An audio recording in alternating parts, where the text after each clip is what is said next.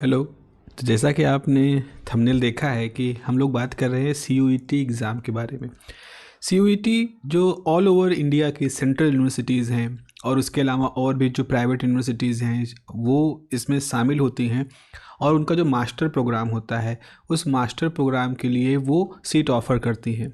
इसका मतलब है कि जितनी भी यूनिवर्सिटी इस एग्ज़ाम में पार्टिसिपेट कर रही हैं वो अपने यहाँ जो मास्टर्स के कोर्स हैं, एमएससी का बात करें, फिजिक्स एमएससी है, तो उस मास्टर के कोर्स में एडमिशन वो इसी एग्ज़ाम के स्कोर कार्ड के बेस पे लेने वाले हैं।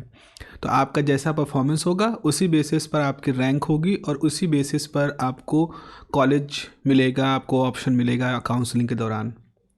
यहाँ एज इट इज़ ऐसा कुछ नहीं है कि आपको एक स्कोर दे दिया जाएगा और आपको उस स्कोर के बेस पर आपके कॉलेज आपको कॉल करेंगे या आप उसमें फॉर्म भरेंगे तो उसी हिसाब से आपको मौका मिलेगा। देखो, ये एक बहुत अच्छा एग्ज़ाम है। जैसा कि पीजी एग्ज़ाम है, इसका मतलब है कि ये पोस्ट ग्रेजुएट कोर्सेज़ के लिए है। यूजी भी होता है जो 12th पास बच्चे देते हैं, पीजी होता है जो बीएससी करने के बाद बच्चे दे रहे हैं। तो इसमें क्या होता है कि ये एक बहुत बढ़िया ऑफ़र होता है जहां हम जेएनयू और बीएचयू जैसे जो टॉप क्लास की यूनिवर्सिटीज़ हैं उनमें भी एडमिशन पा सकते हैं। Hyderabad central university is another very very very good university. इसके अलावा साउथ में जो पुडुचेरी की यूनिवर्सिटी हैं, अलावा उसके दिल्ली की जो सेंट्रल यूनिवर्सिटी हैं, दिल्ली सेंट्रल यूनिवर्सिटी है, और जो तमाम राज्यों में जो सेंट्रल यूनिवर्सिटीज़ हैं उनमें आपको मौका मिलता है। सेंट्रल देखो, होता क्या है ना कि बहुत ज़्यादा क्रेज है आईआईटीज़ का। IITs are institutes, they are institute of national repute. लेकिन उनमें क्या होता है ना, उनमें जो जो उनका जो आधार है, उनको जो बनाने का जो मूल तरीका है वो ये था कि इंडिया को जब टेक्नोलॉजिकली ग्रो करने के लिए था तो उस तरह के इंस्टीट्यूट की ज़रूरत बनाई गई जहाँ पर इंजीनियर्स प्रोड्यूस किए जाते हैं। लेकिन एक बेसिक साइंस भी है दुनिया में, एक बेसिक साइंस की भी बात होती है जिसमें मैथमेटिक्स आता है, जिसमें कि फिजिक्स आता है, जितने भी बेसिक साइंस है। अब बेसिक साइंस में क्या होता है, हम जो नेचर की जो लॉज हैं उनको एक्सप्लोर करते हैं। हम एक्सप्लोर कर रहे होते हैं उन थ्योरेटिकल एडवांसमेंट्स को जो कि नेचर को समझने के लिए हैं। अब उसमें तमाम तरह के क्वांटम से रिलेटेड इश्यूज़ हैं, तमाम तरह के कॉस्मोलॉजिकल इश्यूज़ हैं। इस तरह जो यूनिवर्स का नेचर है उनको समझने के लिए होता है।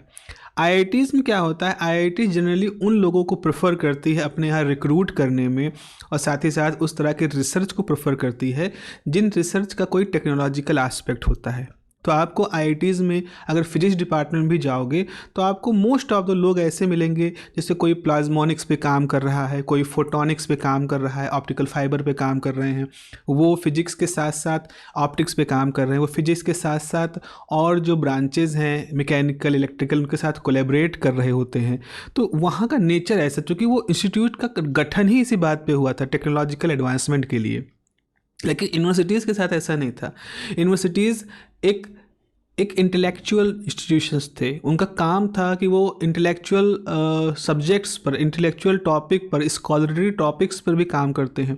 अगर मैं बात करूँ बीएचयू में, तो बीएचयू में आपको हाई एनर्जी फिजिक्स का डिपार्टमेंट मिल जाएगा। One of the best department मैं कहूँगा हाई एनर्जी फिजिक्स का है, जहाँ कॉस्मोलॉजी पे अच्छे काम करने वाले साइंटिस्ट आपको मिलेंगे, अभी भी मिलेंगे वहाँ पर, जो जो स्ट्रिंग थ्योरी पे काम कर रहे हैं, जो डार्क मैटर पे काम कर रहे हैं, जो कॉस्मोलॉजिकल एस्पेक्ट्स पे काम कर रहे हैं। जनरली इस तरह के लोग आपको नहीं मिलेंगे आईआईटीज़ में। अब मैं एक्सेप्शन की बात ना कहूँ, कुछ आईआईटी का अपने से, आईआईटी मद्रास है उसका अपना अलग मोटिवेशन है, आईआईटी कानपुर है उसका अपना एक अलग मोटिवेशन है। उन्होंने अपने यहाँ ऐसे लोगों को रख रखा है जो कि कॉस्मोलॉजी पे भी काम कर रहे हैं, डार्क मैटर पे भी काम कर रहे हैं, लेकिन उनके साथ और कोई ना कोई टेक्निकल एस्पेक्ट भी जुड़ा हुआ होगा, एस्ट्रोनॉमी के साथ या ऑब्जर्वेटरी के साथ कहीं ना कहीं जुड़े होंगे, because that is the nature of that institution. तो आप जब यूनिवर्सिटीज़ में जाते हैं, जैसे जेएनयू की बात करें, हमने जेएनयू को तमाम अलग अलग कारणों से खबरों में सुना है, वहाँ प्रदर्शन होते हैं, वहाँ पर तमाम तरह के नारेबाजी होती है, लेकिन जेएनयू जो आपने सुना है ये उसका सिर्फ एक बहुत बहुत बहुत छोटा हिस्सा है। जेएनयू एक बहुत ही अच्छी जगह है। अगर मैं साइंस की बात करूँ तो स्कूल ऑफ फिजिकल साइंसेस है, school of computer science, school of mathematical sciences हैं। इस तरह के उसके अंदर जो इंस्टीट्यूशंस को वो स्कूल कहते हैं, they are one of the best school, the best institute in the India, even they are the of world level के इंस्टीट्यूशंस हैं। तो जब आप वहाँ जाते हो, वहाँ के उन लोगों से बात करते हो, देन यू विल सी कि किस तरह से लोग सोचते हैं, साइंस किस तरह से काम करता है। तो ये एक नए तरह की दुनिया होती है जो आपके सामने खुलती है। तो ये एग्ज़ाम एक बहुत अच्छा मौका है। आप अगर लखनऊ में हो, आप बिहार में हो, आप पटना में हो, आप किसी दूर दराज के गाँव में हो, गाँव शहर कस्बे में हो, और आपका सपना है इन जगहों पे जाने का। पहले क्या होता था, सबके फॉर्म अलग अलग आते थे। जेएनयू का अपना अलग एग्ज़ाम होता था, बीएचयू का अपने एग्ज़ाम होते थे। ऐसे ही सेंट्रल यूनिवर्सिटीज़ अपने अपने एग्ज़ाम कराती थी, उनके अपने फॉर्म होते थे। तो आपको अगर 500, 1000, 1200 का एक फॉर्म खरीदना है, आपको 10 यूनिवर्सिटीज़ में अगर आप सोच रहे हो कि मैं अपने ट्राई करूं, तो आपको वो इतना पैसा, फिर वहाँ जाना, एग्ज़ाम देना, बहुत कुछ प्रॉब्लम हो जा रही थी। इसीलिए लोग क्या करते थे, अपने अगल बगल की शहर जहाँ उनकी पहुँच हो वहाँ वो पहुँच जा रहे थे। लेकिन अब क्या हुआ है, सीयूईटी के थ्रू आपके पास ये ऑप्शन है कि आप एक फॉर्म भरिए सीयूईटी का, आप उसमें परफॉर्म करिए, और उसके बाद आपकी रैंक, आपके स्कोर के आधार पर आपके पास बहुत सारे ऑप्शन आ जाएंगे। आपको जेएनयू मिल सकता है, आपको BHU, Hyderabad central university, Jammu Kashmir central university, Delhi central university, Motihari Mahatma Gandhi central university, ऐसे बहुत सारे, पुदुचेरी यूनिवर्सिटी, ये सब कितनी सारी यूनिवर्सिटीज़ हैं जो आपको मिल सकती हैं। अब आप उन यूनिवर्सिटी को एक्सप्लोर करिए। आप देखिए कि आप अगर रिसर्च को देख रहे हैं तो आप कहाँ रिसर्च करना चाहते हैं। सपोज नॉन लीनियर ऑप्टिक्स में आपको बात करनी है, पुदुचेरी यूनिवर्सिटी में बहुत अच्छे प्रोफेसर्स हैं जो कि उस पर काम करते हैं। जेएनयू जाना है, आपको स्टैटिस्टिकल मैकेनिक्स पे काम करना है, आपको क्योर थ्योरी पे काम करना है, तो इस सब पे आपको जेएनयू में आपको क्वांटम प्रोसेसेस पे काम करना है, क्वांटम मैकेनिक्स पे काम करना है, क्वांटम इंफॉर्मेशन थ्योरी पे काम करना है, Hyderabad central university is the best place. आपको statistical physics, liquid crystal, high energy physics, इस क्रिस्टलोग्राफी पे अगर आपको काम करना है, क्रिस्टलोग्राफी के बारे में आपका कुछ फैसिनेशन है, सॉलिड स्टेट मटेरियल साइंस पे आपको काम करना है, BHU is the best place. तो इस तरह से ये बहुत अच्छा ऑप्शन है एक साइंस कैरियर के बेसिस पर। ठीक है, jam is something which is related with the IITs, क्योंकि जब हम आईआईटी की बात करते हैं तो तुरंत हमारे दिमाग में आता है पैकेज, कि after passing out from IIT we get, हमें एक ऑप्शन मिलता है कि हम 20 लाख 10 लाख के महीने के पैकेज पे काम करेंगे। देखो, साइंस में अधिकतर आपको ऐसे वैज्ञानिक मिलेंगे जो कि बहुत ज़्यादा पैसे वाला पे काम उनका नहीं रहता है। They are not very money minded या money oriented. The campus selection इस पर नहीं होता है। They are more focus on the research. वो अलग तरह के लोग होते हैं, ये अलग तरह के एक रवायत के लोग होते हैं जिनकी अलग ही तरह की सोच होती है। तो सीयूईटी पीजी जो है वो हमको ऑप्शन देता है। So first of all it is a great option, एक बहुत अच्छा मौका है जब आप इस तरह की यूनिवर्सिटीज़ में जा सकते हैं। यहाँ पर केवल एक एग्ज़ाम होगा और सभी तरह के एडमिशन जो है, सभी यूनिवर्सिटीज़ में एडमिशन इसी एग्ज़ाम के थ्रू होगा। तो पहले तो क्या था ना कि जब पिछली बार जो 2023 का जो ब्रोशर था, 2023 के ब्रोशर में मेरे ख्याल से लगभग 200 के करीब यूनिवर्सिटीज़ थी, प्राइवेट और गवर्नमेंट से मिला करके 200 के करीब यूनिवर्सिटीज़ थी। लेकिन इस बार इसमें और भी सारी यूनिवर्सिटीज़ शामिल हुई हैं, और भी यूनिवर्सिटीज़ इसमें इंक्लूड हुई हैं, अपने आप को इनरोल की हैं। तो उम्मीद है कि 2024 के लिए जो ब्रोशर आएगा, पॉसिबली शायद वो जनवरी या दिसंबर के आखिर जनवरी में आए, तो उसमें हम ये उम्मीद करेंगे कि हम 200 से प्लस कहो 300 या 300 के ऊपर की यूनिवर्सिटीज़ इसमें शामिल हो चुकी होंगी ऑल ओवर इंडिया की, जो कि एक बहुत अच्छा मौका और भी है। जो यूनिवर्सिटी पिछली बार नहीं शामिल हुई थी और अच्छी यूनिवर्सिटीज़ में शामिल मानी जाती हैं, वो भी अब इसके अंदर आपको दिखाई देंगी। This is a very very good option. यहाँ पर आप देखें, the whole process is very transparent. देखिए, इसमें किसी तरह का ये नहीं है कि आपको कोई बेनिफिट मिलेगा। आपका टैलेंट ही, आप if you know the subject and you have talent with the subject, then it's a best chance. यहाँ ऐसा कोई पार्शलिटी नहीं है कि मैं नॉर्थ इंडिया का हूँ तो मुझे साउथ इंडिया में ऑप्शन कम मिलेगा, या मैं बंगाल साइड का हूँ तो मुझे वहाँ पर शायद पार्शलिटी होगी। No, talent matters. आप किसी भी यूनिवर्सिटी से आपने बीएससी किया हो, आपने कहीं से भी बीएससी किया हो, आप उनकी मिनिमम क्राइटेरिया के हिसाब से, आप अगर उनके एज ग्रुप और उस मिनिमम क्राइटेरिया एजुकेशन का पाते हो कि आप बीएससी पास हो, इतने परसेंट से पास हो, और आप कैटेगरी वाइज जो भी कुछ है आपका वो सब है, देन आप इस एग्ज़ाम में पास कर सकते हो, पार्टिसिपेट कर सकते हो, और अपने आप को किसी अच्छी जगह, किसी अच्छे सेंट्रल यूनिवर्सिटी में अपने आप को बैठा हुआ देख सकते हो। This is very transparent matter, there is nothing like the partiality kind of thing. और ये आप यकीन मानिए, आने वाला जो मैं कहूँगा 5 साल अगर मैं टारगेट ले लूँ, तो आने वाले 5 सालों में ये एग्ज़ाम, ये सीयूईटी एग्ज़ाम मेरे ख्याल से ये आईआईटी की जो जेई का एग्ज़ाम है उससे भी बड़ा एग्ज़ाम बनने वाला है। बड़ा in sense number of participant जो पार्टिसिपेट कर रहे हैं। तो जो यूजी एग्ज़ाम है वो तो definitely UG exam is going to be the may be ये आईआईटी जेईई में जो आज आप कहते हो कि 10 से 11 लाख बच्चे भाग लेते हैं आईआईटी जेईई मैं बात कर रहा हूँ। आईआईटी जेईई का जो एग्ज़ाम होता है तो जेईई में पिछले बार का जो इनरोलमेंट है वो 10 से 11 लाख के बीच में होता है। भले ही आईआईटी में सीटें कुछ 10,000 हैं, लेकिन फिर भी हम वहाँ पर 10 लाख तक के बच्चे पार्टिसिपेट करते हैं प्री में, और फिर आगे जा कर के वो छटते हैं एडमिशन एडवांस के लिए। कुछ 20-25 हज़ार लोग उसमें छांटे जाते हैं, फिर उनको उनमें से 10,000 लोग आईआईटीज़ में छांटे जाते हैं, बाकी बहुत सारे लोग एनआईटीज़ वगैरह में चले जाते हैं। तो ये जो संख्या है, अब आप समझिए जितने लोग आईआईटी जेईई दे रहे होंगे वो तो सीयूईटी यूजी देंगे ही देंगे, और हो सकता है कुछ लोग जो आईआईटी के लिए हिम्मत नहीं जुटा पाते हैं वो भी यूजी को दे रहे होंगे। तो CUET UG is going to be next big exam. This is a big market I would say, coaching industry के हिसाब से, एजुकेप्रेन्योर के हिसाब से, this is going to be the next big market the UG. और ये बहुत हद तक हमारी सिस्टम को भी सुधारेगा, क्योंकि बहुत सारे कॉलेजेस में ऐसा होना है कि अगर उनका परफॉर्मेंस अच्छा है, वहाँ अच्छी पढ़ाई हो रही है, एक नाम अगर फैल गया बाज़ार में, ये कॉलेज ये यूनिवर्सिटी अच्छा पढ़ने के मामले में अच्छी है, स्टूडेंट को बहुत ज़्यादा मल्टी डायमेंशनल स्कोप देती है, तो फिर उस यूनिवर्सिटी में एडमिशन के चांसेस बढ़ेंगे और ये कंपटीशन शुरू हो जाएगा यूनिवर्सिटीज़ में कि कितने ज़्यादा एडमिशन कौन ले पाए। और ख़ास तौर पे ये प्राइवेट यूनिवर्सिटीज़ के लिए बहुत अच्छा होगा और स्टूडेंट के लिए भी अच्छा होगा। तो जैसे मैंने पहले बताया है कि so it is going to be the next popular exam. JAM जो ऑफ़र है आईआईटी और एनआईटीज़ में पार्टिसिपेट कराता है, लेकिन सीयूईटी जो है वो यूनिवर्सिटीज़ के लिए बनाया गया एग्ज़ाम है। अच्छा, एक चीज़ और, it is manageable, no need of the fancy coaching, या आपको कहीं ऐसा हो मैं कोई कोचिंग में भाग लूँ, कहीं मैं फियर ऑफ ना मिसिंग आउट वाला जो होता है कि लाओ इस कोचिंग भाग ले लेते हैं, सस्ती कोचिंग है, कम पैसे में करा रही है, बहुत पॉपुलर है, बड़ी क्रांतिकारी कोचिंग है, तो ये हमको सहायता, ऐसा कुछ नहीं है।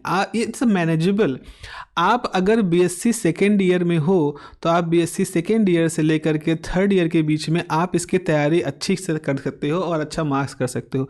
Jam is a very very very मतलब लाइक, जैसा है कि वहाँ की जिस तरह की फ़िजा उसकी बना दी गई है, जिस तरह से जैम ने पेपर अपने आगे अभी पीछे सेट किए हैं, ऐसा लग रहा है कि you have to be very trained, you have to be very specifically, you need some training, ऐसा उसका उस क्वेश्चन का रुतबा देख के लगता है। उसमें उठा करके वो मोस्ट ऑफ द क्वेश्चन ऐसे फॉरेन यूनिवर्सिटी के कुछ बड़े अच्छी बुकों के जो क्वेश्चन उनको तोड़ तोड़ के उसमें डाल रहे हैं। अब उस तरह किताब, ग्रिफिथ को इतना वेटेज दे रहे हैं, हयात को इतना वेटेज दे रहे हैं, सोडुकू को इतना वेटेज दे रहे हैं इलेक्ट्रोमैग्नेटिज्म के लिए। तो इस तरह से जो वेटेज दे रहे हैं जैम के जो पेपर सेटर हैं, तो कई बार होता है ना कि एक आम बच्चा कहता है ये हमारे बस की बात नहीं, उसने ट्राई भी नहीं किया, वो वहीं पे हथियार डाल देता है। लेकिन सीयूईटी इज़ मैनेजेबल, सीयूईटी में ऐसा नहीं है। हाँ, सीयूईटी में प्रॉब्लम क्या है? सीयूईटी में प्रॉब्लम है स्पीड की। आपको कंप्यूटर बेस्ड टेस्ट देना है, आपको फिजिकल पेपर नहीं मिलेगा, आपको कंप्यूटर की स्क्रीन पे देखना है, तो स्क्रीन पे आप देख रहे हो। अब बच्चा अगर स्क्रीन के लिए बहुत यूज टू नहीं है तो उसको पहली प्रॉब्लम है, स्क्रीन पे क्वेश्चन पढ़ो, उसको सॉल्व करो, फिर उसमें टिक करो, ये भी होता है। कई बार क्या होता है कि आप सॉल्व स्क्रीन ये सब करने में थोड़ा समय लग जाता है। 80% पिछली बार जो मैं बात करूँ, 80% बच्चा ऐसा है जिसने जितने उसको क्वेश्चन थे वो सारा पढ़ ही नहीं पाया। वो पढ़ ही नहीं पाया, कठिन और सरल की तो बात ही छोड़ दो, वो पढ़ ही नहीं पाया। उसको मान लो 75 क्वेश्चन फिजिक्स से करने थे, वो 60-65 तक ही पढ़ पाया, उसके बाद टाइम पूरा हो गया। क्योंकि वो स्पीड का इशू होता है ना, आपने क्वेश्चन पढ़ा, देखा, कुछ आया, थोड़ा सा उसको सॉल्व किया, कुछ पेन पेंसिल उठाई, कुछ किया, उसी में आपका 1-2 मिनट ज़्यादा लग गया और बस किसी और क्वेश्चन का टाइम खा गया। तो यहाँ पर आपके जो ब्रेन प्रोसेसिंग है, it should be remarkable, it should be well trained. और ऐसा नहीं कि बहुत सारा कैलकुलेशन करना है, बहुत सारे क्वेश्चन तो ऐसे होते हैं ना, जैसे फैक्चुअल टाइप के होते हैं कि okay there is something like, जैसे आपका फ्रेम ऑफ रेफरेंस क्वेश्चन है, या आपका जैसे स्पेशल थ्योरी ऑफ रिलेटिविटी से आपका मैकेनिक्स क्वेश्चन है, या आपके law of conservation of linear momentum का ही कोई ट्विस्टेड क्वेश्चन है, या कोई ऐसा है कि मोमेंट ऑफ इनर्शिया क्वेश्चन है, थोड़ा सा घुमाया हुआ है कि सिलेंडर और से लुढ़काए गए, कौन पहले कौन आगे, तो थोड़ी देर के लिए दिमाग ठिठकता है and then you get the answer. तो वो सब चीज़ें ना वो यहाँ देखा जाता है। लेकिन ऐसा नहीं है कि ये वो अनइंटेंशनली कर रहे हैं, ये इंटेंशनली कर रहे हैं। वो चेक करना चाह रहे हैं the speed of your neuronic movement, आपके दिमाग का जो है उसको वो देखना चाह रहे हैं कि how the neurons your neurons are trained, कैसे आपका दिमाग ट्रेंड है। क्योंकि जो ट्रेंड माइंड होते हैं वो उसको क्रॉस कर रहे हैं। आप इस एग्ज़ाम में जो बच्चे हैं जो स्कोर कर रहे हैं वो हैं उस काबिलियत के।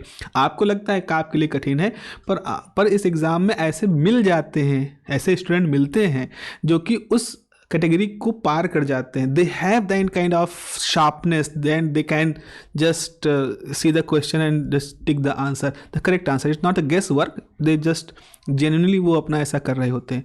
सो आपको थोड़ा सा वहाँ अपने आप को ट्रेन करना है, स्पीड के साथ ट्रेन करना है, कंसंट्रेशन फोकस के साथ ट्रेन करना है, चीज़ों को कुछ ऐसा अडॉप्ट कर लेना है पढ़ते समय कि आप कई सारी चीज़ों को फास्ट तरीके से प्रोसेस कर पाओ।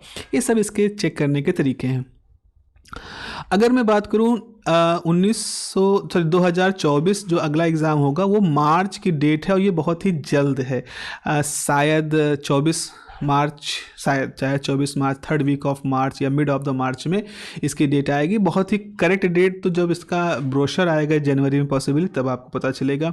अब इस बार ही बहुत ही चालाकी से डेट रखी गई है, क्योंकि फरवरी जो होता है उसमें आपका जैम का एग्ज़ाम होता है, और इससे पहले कि जैम के एग्ज़ाम का रिज़ल्ट आउट होगा उससे पहले ही आपका CUET का एग्ज़ाम हो जाएगा। यानी कि जो बच्चे जैम का एग्ज़ाम दे रहे हैं, इससे पहले क्या होता था, जैम का एग्ज़ाम दिया, पिछली बार क्या हुआ, जैम का एग्ज़ाम दिया, जैम के एग्ज़ाम का रिज़ल्ट मार्च में आ गया, लोगों को लगा अच्छा मेरी रैंक आ गई या मुझे NIT IIT मिल रही है, तो उन्होंने कहा आप CUET के लिए हम नहीं जाएंगे, तो CUET को फॉर्म को नहीं भरा या उसमें नहीं अपेयर हुए।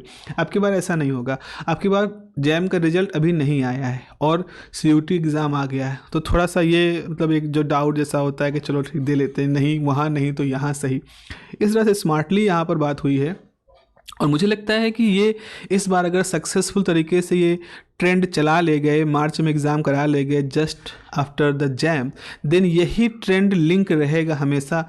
हमेशा वो इसी के थ्रू ही अपना काम करेंगे। इसी तरह से मार्च और फरवरी का एक साथ बन जाएगा, तो अच्छी बात है। अब क्या होता है ना, जैम का एक थोड़ा सा नेचर रिगरनेस है और CUET का नेचर थोड़ा सा एक्सपैंड वाला है, थोड़ा सा ये देखने वाली है। तो ये एक्सपेक्टेड डेट हम लोग कुछ मार्च में उम्मीद कर रहे हैं। प्रीवियस ईयर क्वेश्चन की बात करें तो ये ऐसा नहीं कि जैम की तरह से, जैम तो मेरे ख्याल से 2003 में शायद शुरू हुआ था, 3 या 4 में शुरू हुआ था, 2004 में। तो धीरे धीरे उसको 20 साल हो रहा है इस एग्ज़ाम, जैम के एग्ज़ाम को शुरू हुए। लेकिन CUET PG एग्ज़ाम अभी बस 2 ही साल पुराना है। तो हमारे पास प्रीवियस ईयर क्वेश्चन की बात करें तो 2 ही पेपर है हमारे पास प्रीवियस क्वेश्चन के रूप में, और वो जो क्वेश्चन है वो CUET की जो वेबसाइट है उस पर आपको गूगल पे मिल जाएंगे। आप जस्ट उसको सर्च करोगे and you will find those question papers. तो उनको देखिएगा आप, बहुत ही सिंपल तरीके, स्ट्रेट फॉरवर्ड से क्वेश्चन है। आप उनको जब स्क्रॉल करते जाएंगे, देखते जाएंगे, 40-42 पेज का जो PDF होता है वो, यू विल फाइंड कि अरे हाँ ये तो चीज़ है जो अभी मैंने बहुत तैयारी नहीं की है, अभी मैं इसमें से 30% तो क्वेश्चन मुझे लग रहा है कि हो ही जाएंगे।